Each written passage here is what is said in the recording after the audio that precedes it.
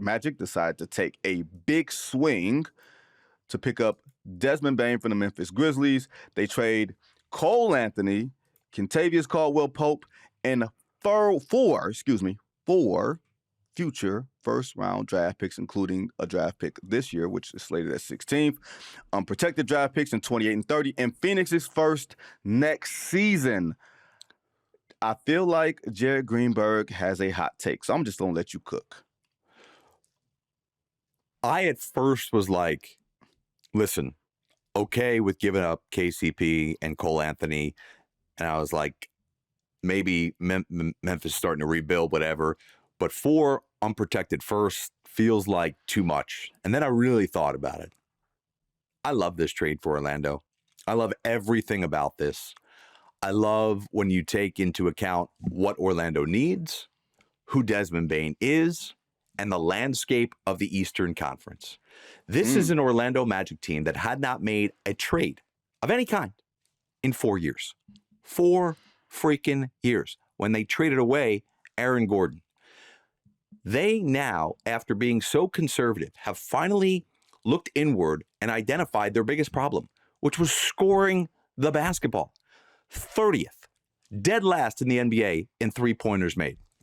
Desmond Bane, essentially a 40% three-point shooter. Dead last in the NBA in points per game. Desmond Bane can give you anywhere between 17 and probably 22 points a game. And you may not even need that many with Paolo and Franz. But you've got a guy now that can give you a threat from the outside and complement the rest of your roster, right? Like, there was all of these things out there, like, what should Orlando do? Should they throw themselves in the Kevin Durant sweepstakes? Should they throw themselves in the Giannis sweepstakes? Should they should they go out and look for a pure point guard, a Trae Young, a Ja Morant? And all of that, yes, those individual players are significantly better basketball players than Desmond Bane. But the Orlando Magic are making a commitment to build around Paolo Banchero, Franz Wagner as the 2, and Jalen Suggs as your stopper defensively, who's an above-average offensive point guard.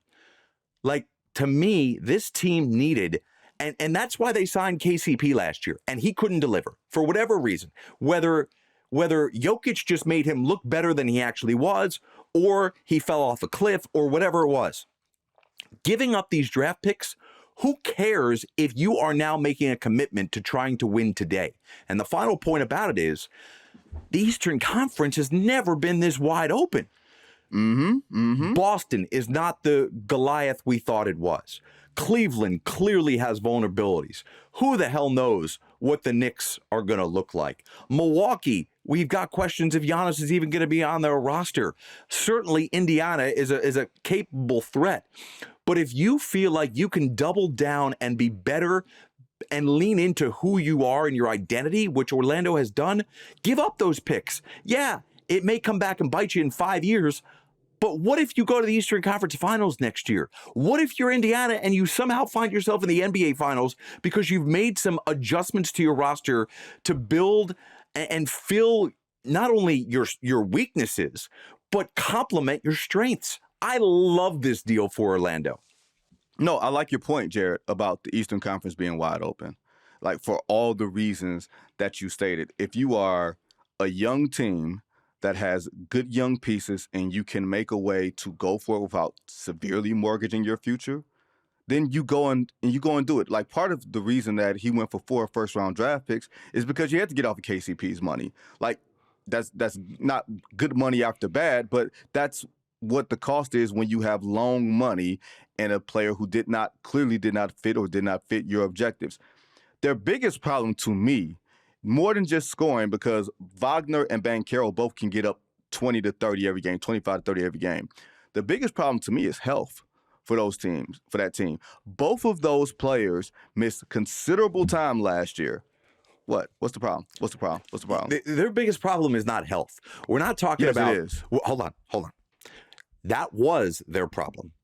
They had 2 players with the freakiest, most unique injuries in the history of basketball It's never happened. Like, it's happened maybe one time before. It's never happened where two guys in the same year on the same team had that injury.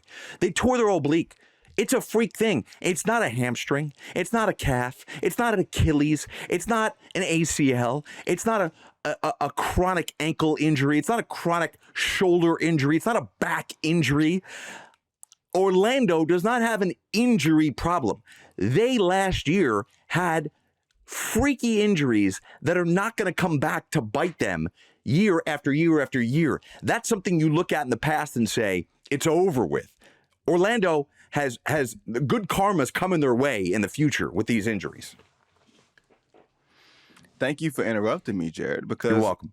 I wasn't disagreeing with anything that you were saying. Like, trust me, if you want to do the intro and outro, you're far more better than this than I am. What I was saying was health was their biggest problem last year. Full stop. Right? They're not a 41-41 team as what they look like, as the numbers said they were, right? You just finished there. Desmond Bane has also had his share of injury problems, but he is a great three-point shooter. He's a 41% three-point shooter, whereas your two main scorers are not. They're in the 30s. You'll be lucky if they get to 35, and I'm very curious to see how both of those guys fit together and now have space on the floor with a guard who is, a little more on the compact side. And Orlando was real good at the 6'7" to 6'9" range. Now you have Bane, who's a little more compact. He can still get his off the bounce. I'm very curious to see Desmond Bane as a ball handler with Paolo Banchero as a screener and seeing how they sort of work those actions together. I'm curious how that works. In a general sense, I have no problem with a team that has not gotten out of the first round for God knows how long, and they're saying, you know what, we're going to go for it. This is not the Western Conference where everybody in the West is in an arms race, and you got to make a decision with either you're in or you're out. In the East, it's a little bit different. It's a lot different, like you just said. The more interesting thing to me, and I was making a lot of calls yesterday, sending out a lot of texts to people around the league, and people around the league were asking a lot of the same questions back to me. What does this signal for the Memphis Grizzlies and Ja Morant? Is this the first move in a long-scale rebuild? The feeling is that it's not. The feeling is that, yeah, we can still build around Ja. We can still build around Jaren Jackson Jr.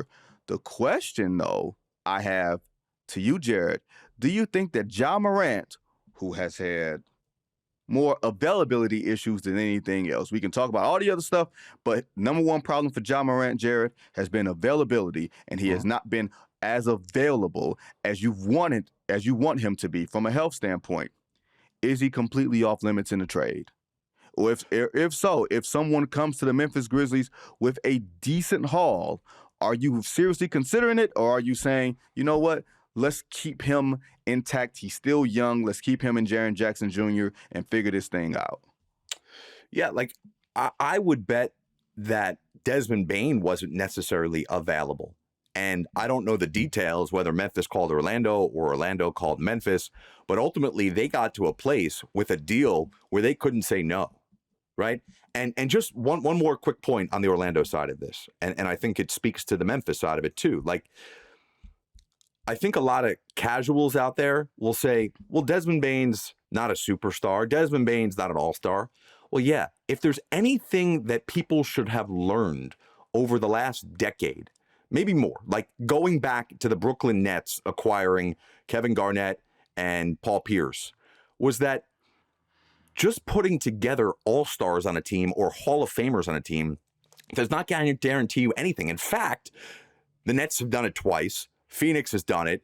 Like, all these teams that just try and collect stars, that doesn't win.